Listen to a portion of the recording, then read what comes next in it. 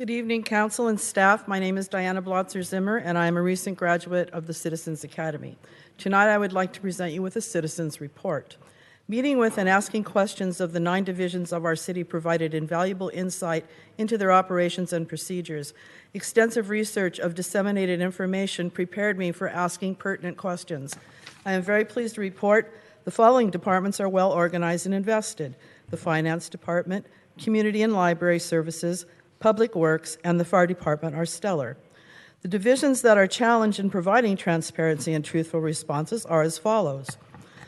Policy and leadership. Mr. Chi answers in generalities, and when pressed on specifics, his responses are insulting.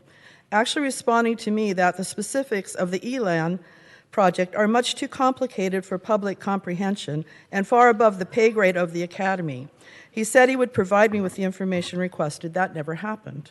Police Department. Our chief is adept at appeasing. The Homeless Task Force, Hope Van, and Well BOC are in complete disarray, proving to be a monetary disaster. Overpaid staff, overfunded, and underperforming programs and employees are vehemently defended, while statistics proving their claims are not forthcoming. Questions are met with misinformation and insulting comments. Administrative Services. This recently dismantled department vehemently denies that any employee was or is now ever required to sign an NDA. That brings us to community development. Staffed with underqualified and misinformed employees, it is evident that this is where dysfunction in our city is created. There's a complete disconnect between the citizens, small business, and the department. The housing director scrambles dollars allocated to pet projects such as Mercy House. His lack of knowledge is frightening. His excuse, I've only been here 6 months. The economic development manager has no idea of disconnect between small business and her department. Her excuse, I'm new here. Our building manager has no idea what the new state codes are governing multiple buildings on residential lots.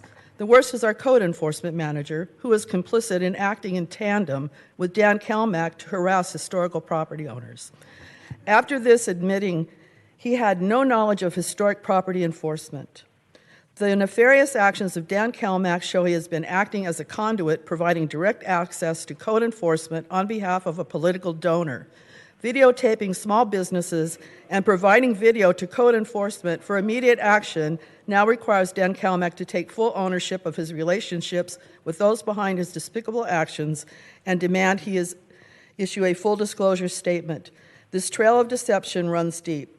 I find it ironic that Dan Kalmick attended only one of the 9 sessions of the Citizens Advisory. He attended the code enforcement session. How fitting.